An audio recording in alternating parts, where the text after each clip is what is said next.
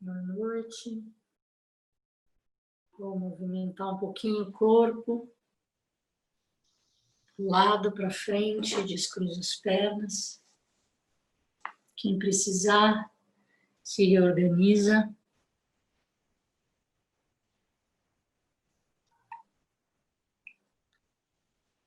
E se abre para ouvir Charlotte Jokubeck.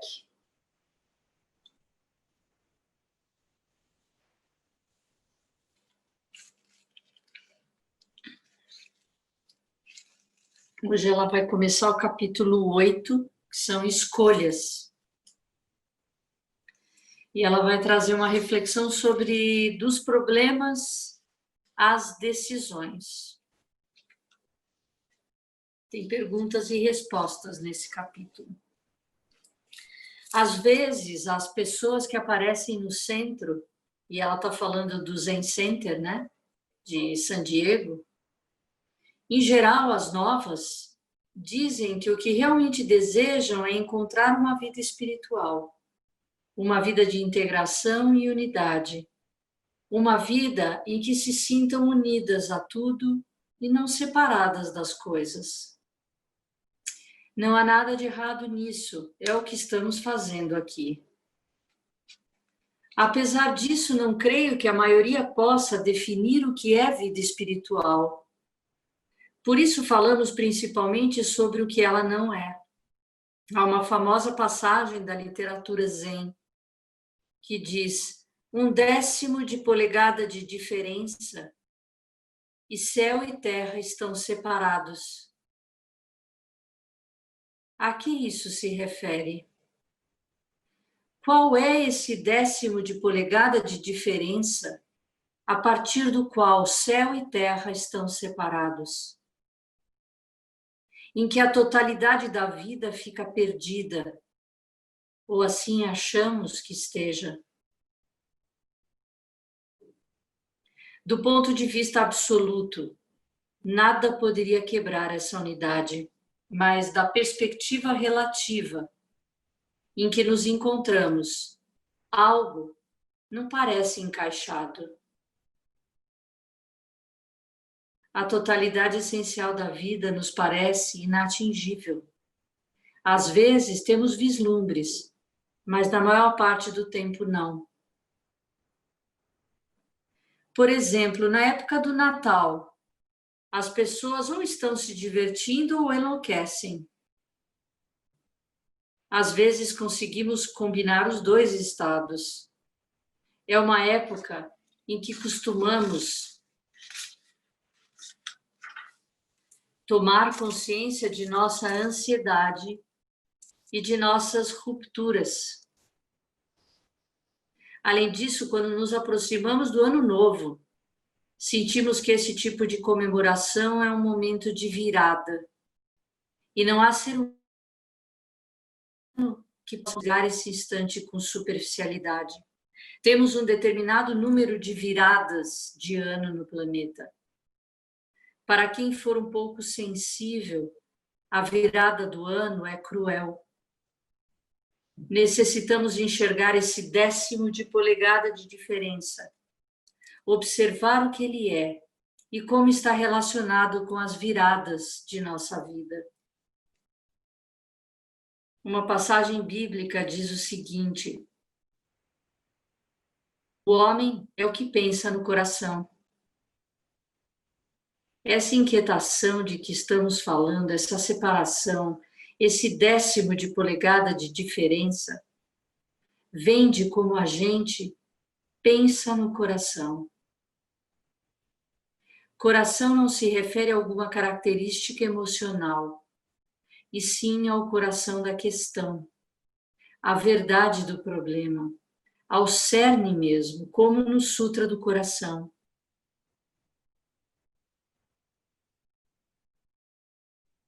O homem é o que pensa no coração. Conforme vai enxergando a verdade de sua vida, é isso que ele é. Bem, quanto mais enxergamos qual é a verdade de nossa vida, mais veremos o que é esse 1/10 de polegada de diferença. Isso me leva a duas palavras que se parecem e costumam ser usadas como sinônimo: decisões e problemas. Da manhã à noite, a vida não é senão decisões. Um instante em que abrimos os olhos pela manhã, tomamos decisões. Levanto agora ou fico mais 5 minutinhos? Em especial, devo me levantar e pensar e sentar. Primeiro, uma xícara de café. O que comer no café da manhã? O que fazer primeiro hoje? É dia livre? Devo ir ao banco? Ou apenas me divertir? Escrevo ou não aquelas cartas? De manhã até à noite, tomamos uma decisão atrás da outra, e é normal. Nada de estranho nisso. Mas a vida nos parece uma série de problemas e não de decisões. Podemos dizer, por exemplo, mas uma coisa é decidir se vai primeiro ao banco ou ao supermercado. Essa é uma decisão simples.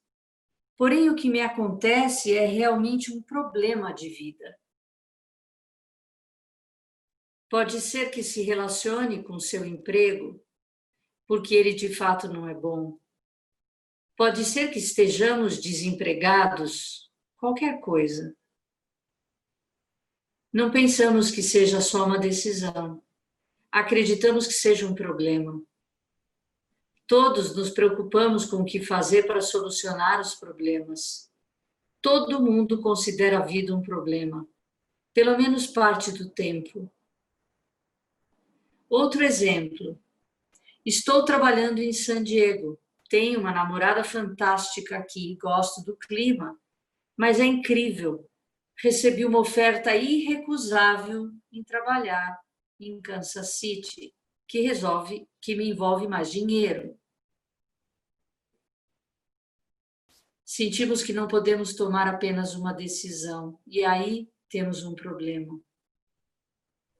É nesses momentos que a vida humana fica completamente enrolada, e quando surge o 10º de polegada de diferença.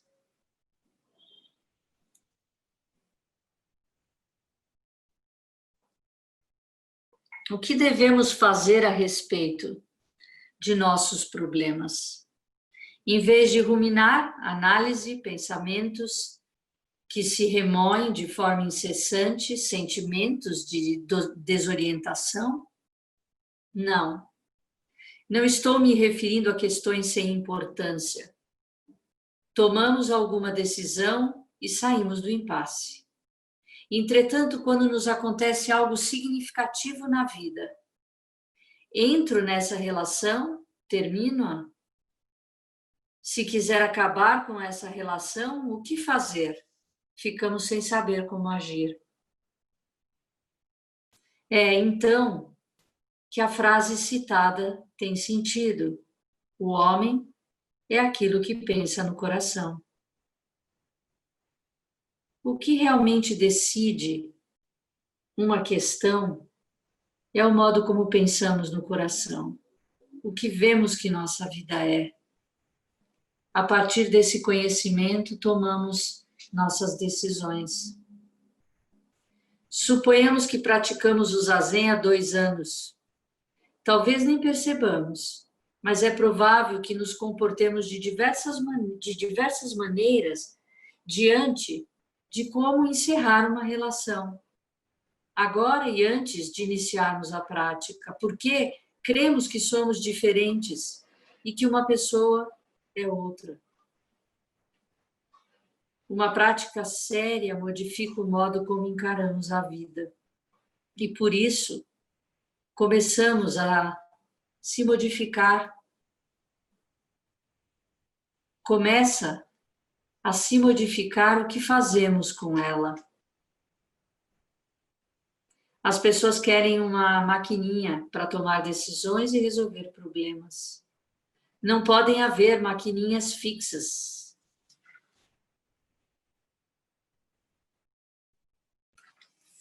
Contudo, se conhecermos cada vez mais quem somos, tomaremos nossas decisões a partir daí. Por exemplo, imaginemos que se diga a Madre Teresa, bem madre, por que não considerar a possibilidade de viver em São Francisco em vez de Calcutá? Aqui a vida noturna é melhor, há lugares mais bonitos para sair e jantar, o clima é mais ameno. Todavia, como ela toma a sua decisão? Como chega a decisão de ficar naquela parte infernal de Calcutá onde trabalha? De onde brotou essa decisão? O homem é aquilo que pensa no coração. Provavelmente de suas preces.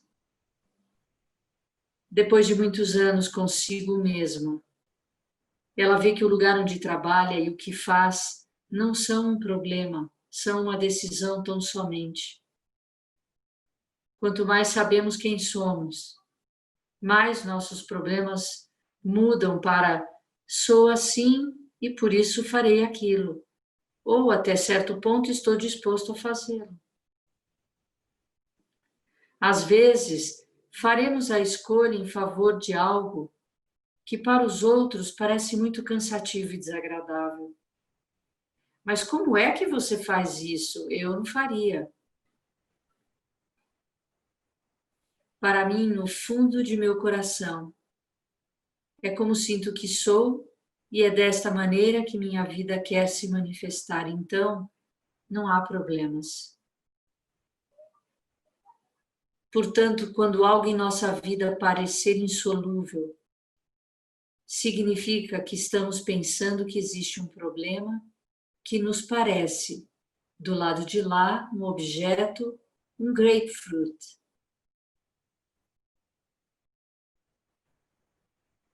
Não estamos vendo nosso problema como nós mesmos. Uma forma de fazer com que o problema se transforme numa decisão é sentar com ele, fazer zazen. Por exemplo, a decisão a respeito de onde trabalhar.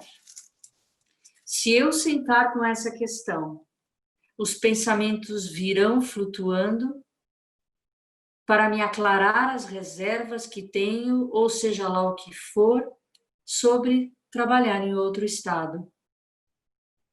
Procedo a sua rotulação e deixo que flutuem até acabar. Preocupo-me, analiso e remoo. Volto o tempo todo à experiência direta de meu corpo sobre a verdade dessa questão. Mantenho-me apenas sentado, com a atenção e a concentração, respirando com atenção. Quando ajo dessa forma, entro mais em sintonia com quem sou e a decisão começa a ficar clara.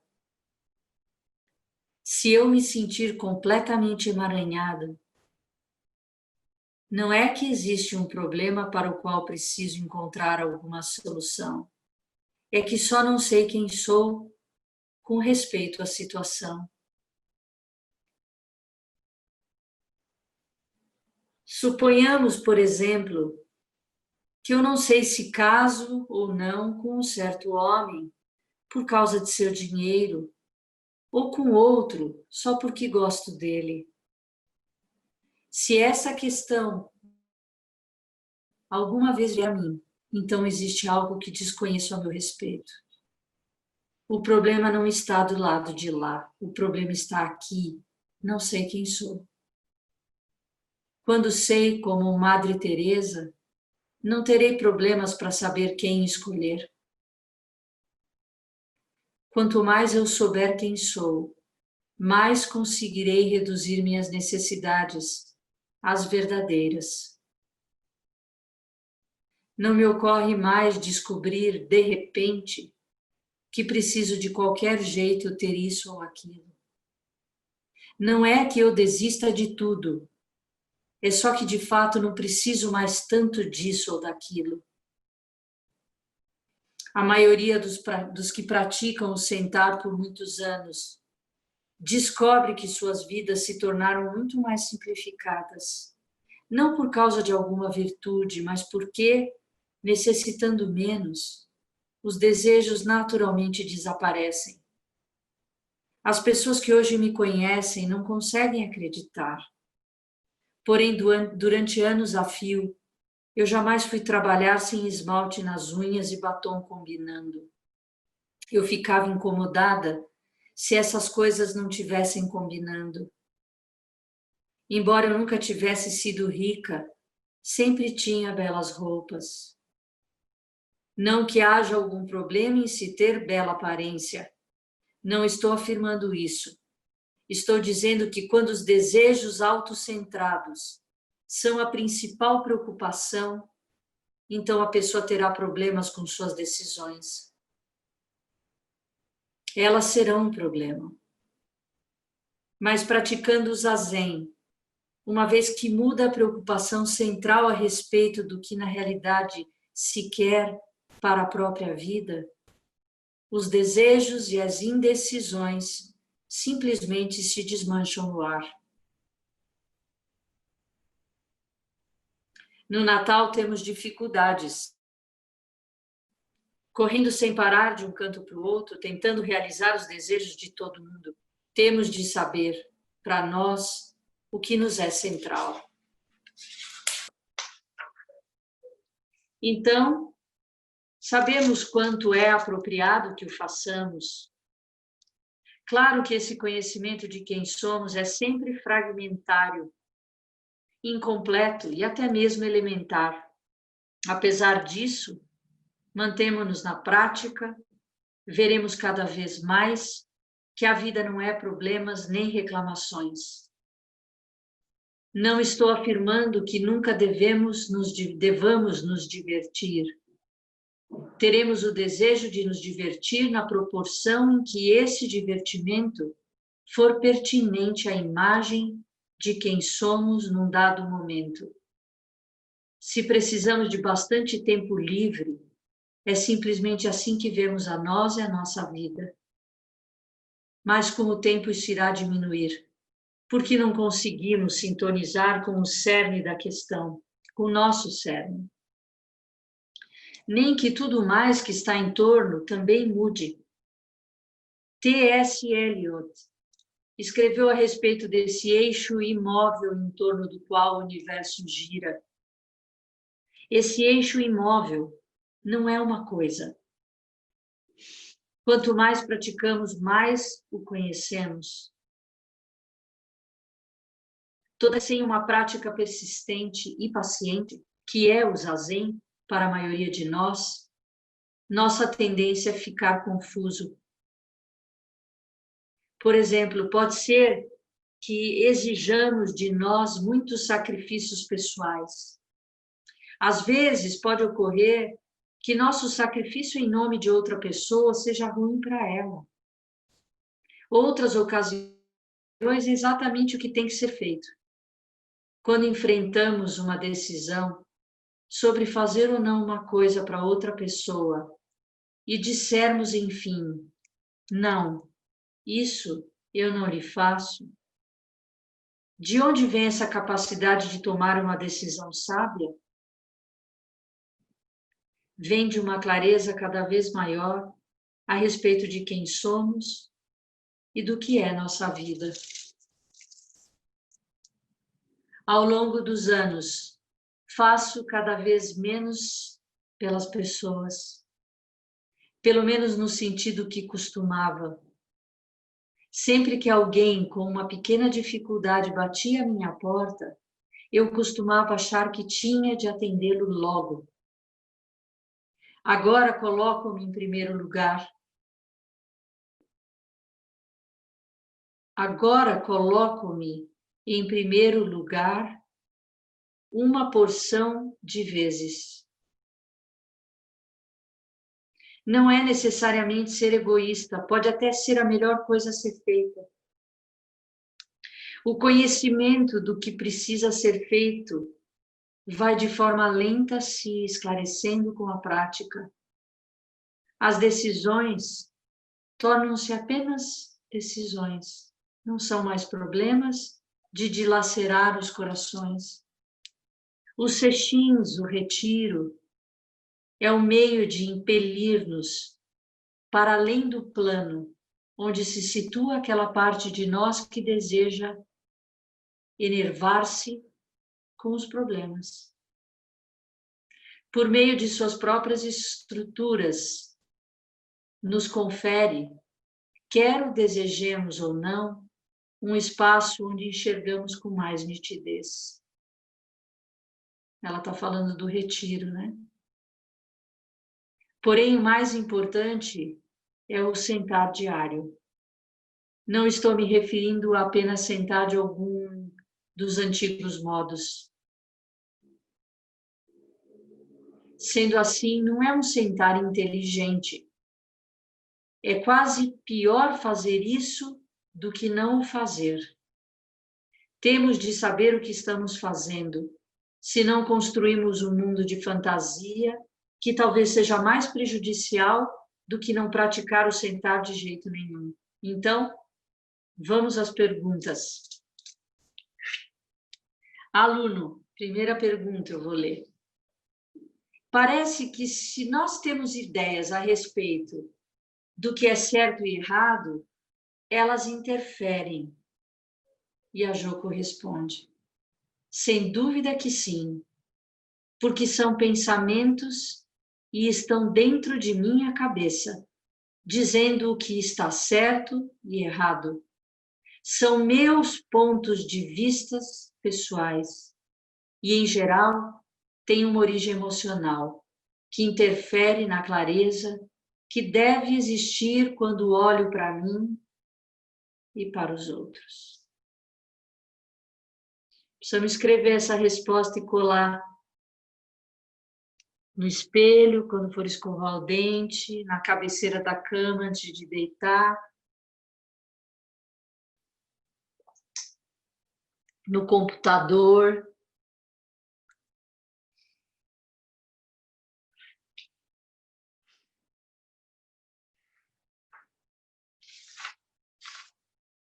Alguém quer falar alguma coisa?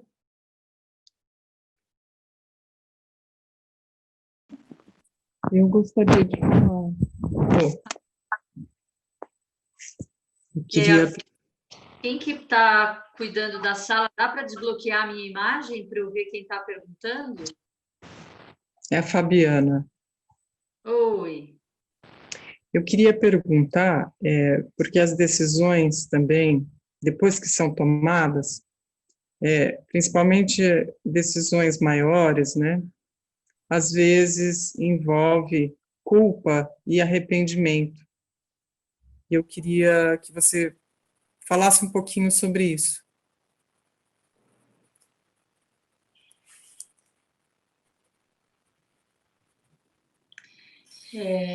Me veio um pouco o que ela fala desse homem é o que pensa no coração, né?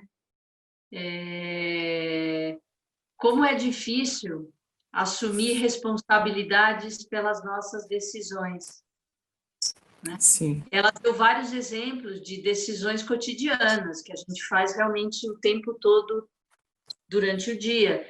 Se eu fico mais 5 minutos na cama, se eu tomo café primeiro, se eu respondo uma ligação antes, né? São exemplos simples, mas que eles também têm responsabilidade, né? Eu acho que não importa muito julgar em termos de quais decisões você está se referindo, né? Mas todas as decisões têm consequências. Quando a gente escolhe algo, a gente tem que assumir responsabilidade por essa escolha, né? O que não quer dizer que a gente não possa voltar atrás e entender que errou na decisão, né? Então, isso também tem a ver com a responsabilidade, porque se você tomou uma decisão que gerou uma situação complicada, não só para você, mas sempre envolve outras pessoas, e você percebeu o equívoco, ou você percebeu, pode até não ser equivocada a decisão, mas gerou maior sofrimento, você pode muito bem voltar atrás, tomar uma decisão contrária, mas a gente fica, a gente fica apegado à escolha, né? Como se isso me mostrasse fraqueza, né? Você, você mudar a tua decisão por culpa, tem que entender também aonde está essa culpa, né? Então, é difícil dar uma resposta genérica para isso que você está trazendo. Eu diria nesse lugar da responsabilidade. Você não precisa valer a decisão se você percebeu que ela ou foi exagerada, ou foi equivocada, ou não foi na hora certa. Às vezes a decisão podia estar correta, mas não naquele momento, por exemplo, né? Agora, por que que gera culpa? Se a culpa gera porque você causou sofrimento ou porque você, por exemplo, decidiu algo que não que gerou de resultado a tua decisão, desconstrói uma imagem tua, por exemplo, né? Algo que você não queria que ficasse expresso, visível, né? Então aí você fica mal, né? Putz, né?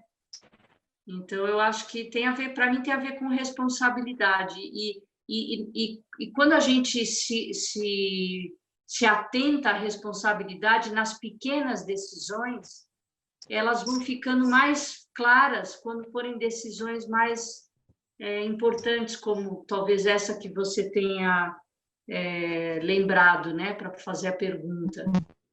Sim. Mas eu acho que a gente deve entender que dá para rever, sabe?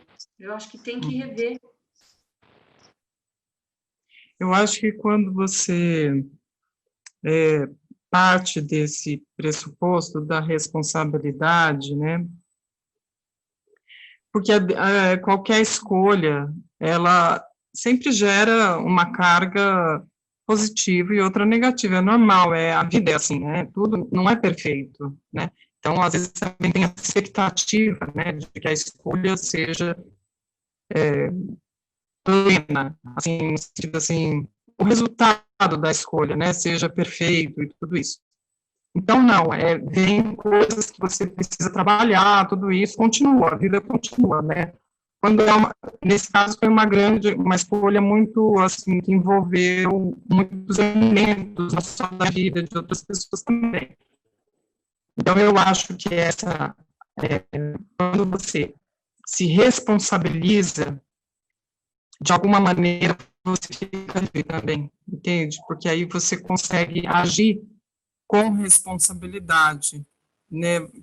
A responsabilidade, ela te dá uma liberdade de ação, porque ela te coloca no coração da decisão, digamos assim, né? Ela te conecta com uma escolha. E é onde eu vejo que isso se resolve, que essa questão do arrependimento, da culpa, eu vejo que a responsabilidade é o que permite que essas coisas não aconteçam, digamos assim, né? Ou que elas possam ser contornadas. Estou respondendo para mim mesma, assim, conversando, dialogando, né? Sim, sim. Mas é importante, é o que ela fala o que o homem é o que pensa no coração, nesse sentido de que você tem que saber qual é a verdade em você para aquela decisão a ser tomada, né?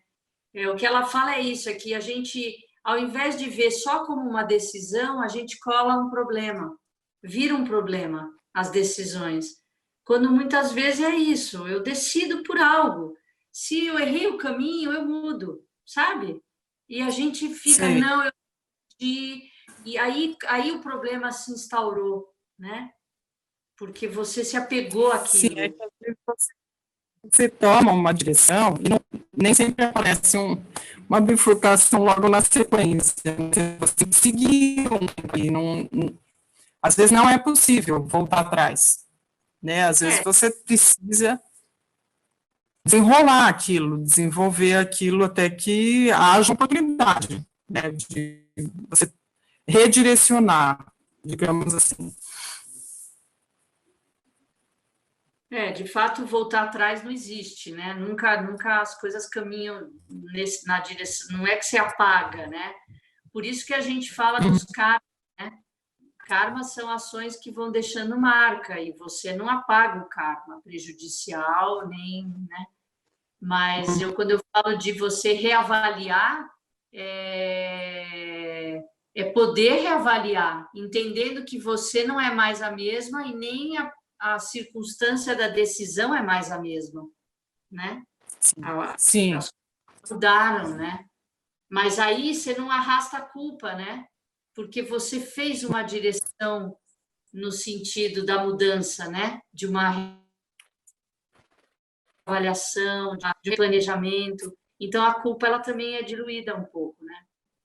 Eu acho que o forte desse título é isso, é entender que a gente confunde decisão com problema. Nem sempre tomar uma decisão é um problema. E a gente normalmente fica da problemática, do problema, né? Sim, sim, sim. Né? Que a gente fica na piração, né? Sim, é verdade. Alguém mais? Que os méritos de nossa prática se estendam a todos os seres e que possamos nos tornar o caminho iluminado.